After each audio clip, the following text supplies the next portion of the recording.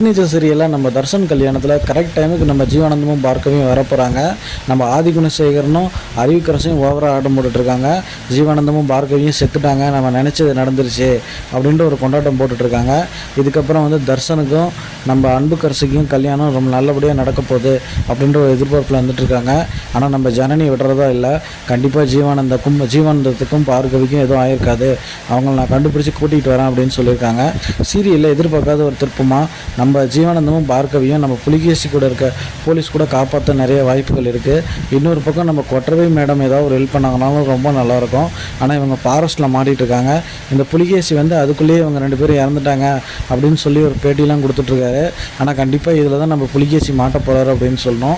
ஏன்னா 2 பேரும் உயிர் பிழைச்சி வந்துட்டாங்கன்னா எப்படி சுட்டதாக சொன்னீங்க, எப்படி தப்பிச்சாங்கன்ற மாதிரி ஒரு கேள்வி வரும்.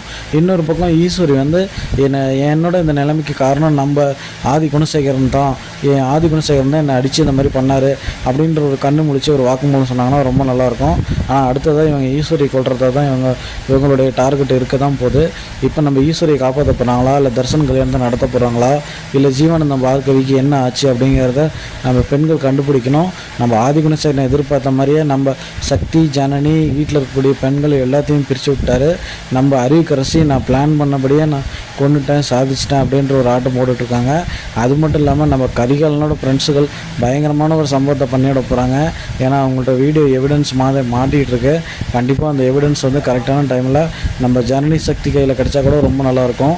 சீரியலில் ஒரு விறுவிறுப்பாக கொண்டு போயிட்டுருக்காங்க. நம்ம ஜீவானந்தம் பார்க்கவிக்கு எதுவும் ஆகாமல் நம்ம தர்ஷன் கல்யாணத்தில் கரெக்டாக வந்து நிற்க போகிறாங்க. இன்னொரு பக்கம் தர்ஷனை தாங்க சொல்லணும்.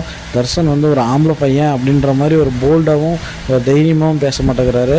நம்ம அன்புக்கரசி மிரட்டுறதுக்கெல்லாம் ஒரு ஊன்னு கேட்டுட்ருக்காரு. கொஞ்சமாக தன்னுடைய அப்பா தப்பு பண்ணாலும் தன் அப்பா அம்மா வந்து ஒரு கேள்வி கேட்டால் ரொம்ப நல்லாயிருக்கும். தர்ஷன் இந்தளவுக்கு ஒரு சைலண்டாகவும் யார் எதை சொன்னாலும் ஒரு பொறுமையாகவும் இருந்துகிட்ருக்காரு. இந்த மாதிரி தர்ஷன் இருக்கவே கூடாது. நம்ம தர்ஷனி கூட செம போல்டாக எல்லாத்தையும் அடித்து தூக்கி போட்டு உதைப்பாங்க. ஆனால் நம்ம தர்ஷன் இந்தளவுக்கு இருந்துகிட்ருக்காரு. சீரியலில் செம ட்விஸ்ட்டு என்ன ஆக போகுது அப்படின்னா, நம்ம ஜீவானந்தம் பார்க்கவி ஈஸ்வரி இவங்க 3 பேருமே நம்ம கல்யாண மண்டபத்துக்கு வரப்போகிறாங்க. ஃபைனலாக நம்ம தர்ஷன் வந்து பார்க்கவிக்கு தாலி கட்ட போகிறாரு. இந்த மாதிரி தான் அப்கமிங் எபிசோடு இருக்க போகுது.